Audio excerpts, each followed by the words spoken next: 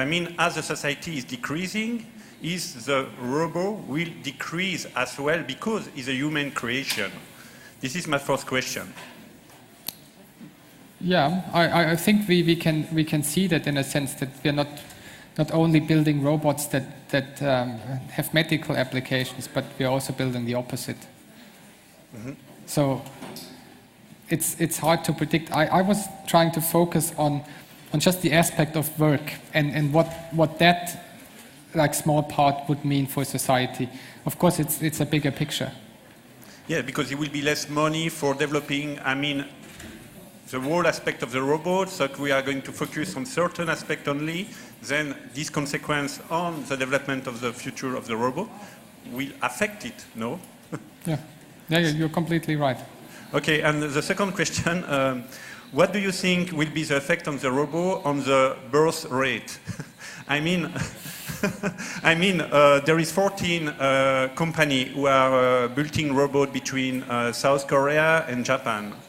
I mean, a robot for young person, for children, or for aged person, you know. And if you think about the fact to have a robot is really less expensive to have than to have a children, and your robot is not going to get drug addict, and your robot is going to give an emotional links with you, which maybe could be good enough to be at the same level of the link with the children. It's a kind of provocative question, but what is your position? I think this is not just restricted to robots. It's money makes you less likely to become a parent. High education standards, high living standards in general seem to really be bad for our reproduction. You don't think robot will be an easy patch to loneliness? Yeah, probably. Any other questions?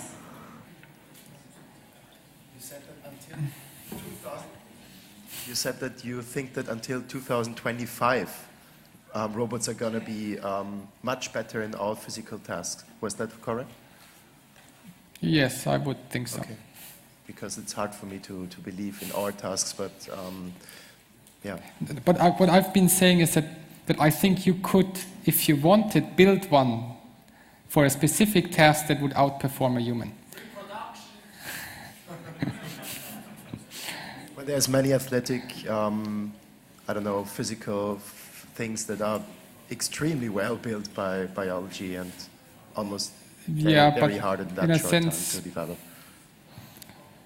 Of course, we can for a while try to create certain situations that are difficult for robots.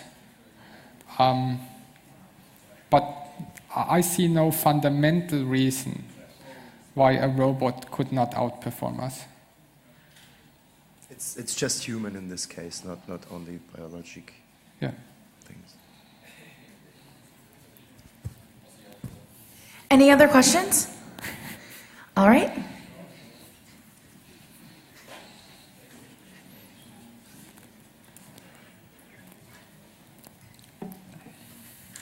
Hi, I'm Sven. For first point, I don't see how to fix this into neuroscience. Like the situation is that they find out how to work all this in biological terms. So they build, or they're trying to build systems on biological level that do the same things as robots would do. So if you think those, or combine those two things together, you start building cells that are capable of sensing and trying to figure out how their environment is. And now you combine this with our ability to steer things and make them drive into a certain direction or something like that. You could think of a robot that is made out of biological components that actually don't fit into robot kind of terms, but it's more like a new being. So if you combine this with your torque, would you say that we would rather see a mechanical robot in your kind of vision, or you see a more animal-like being?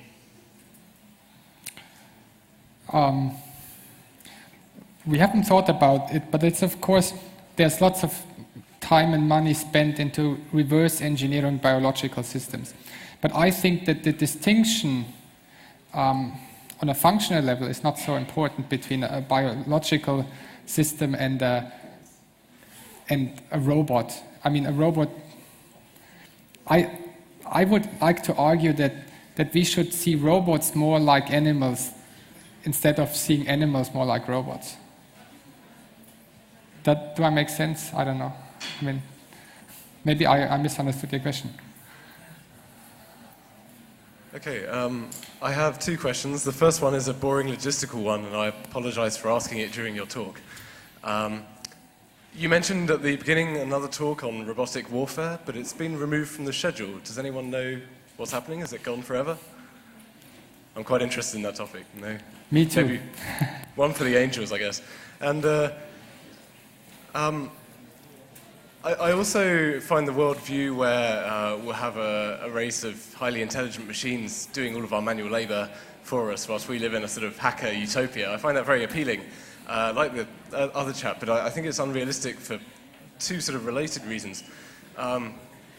Firstly, if we engineer a race of machines of equal or exceeding capacity to ourselves, then do they not deserve the same rights as us, and therefore are enslaving them to do the work that we don't want to do?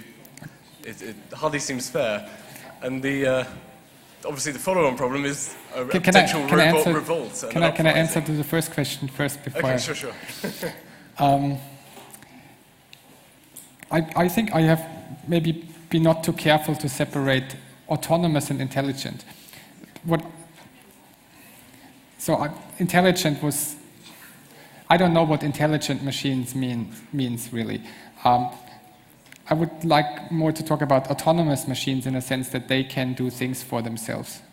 And intelligence in a sense that they can navigate in a complex environment. And I think that does not mean that they are self-reflecting or that they exceed us in all capabilities. I really try to focus on the physical capabilities, that they can, for example, if you give them an IKEA sideboard, that they can put it together. Okay.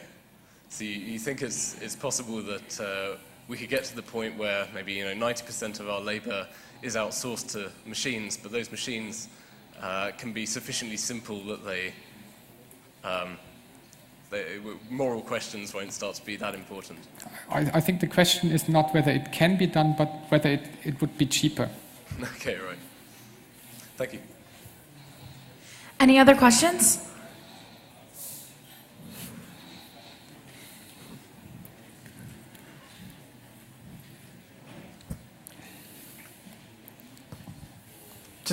I just did it. Where can we? Do you have a website? Everything. I just didn't know where exactly. Where can we contact you, or just see your work, or where you've been up to?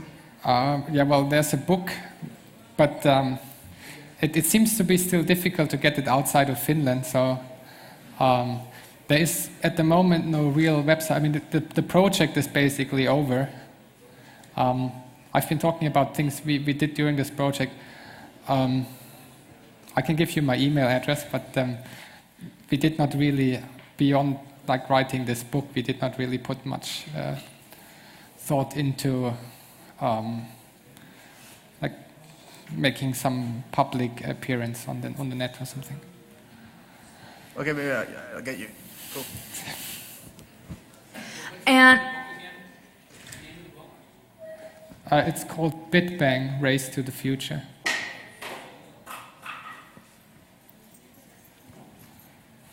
And that looks to be about the end of the time. So thank you very much. Can we have one more big round of applause, please?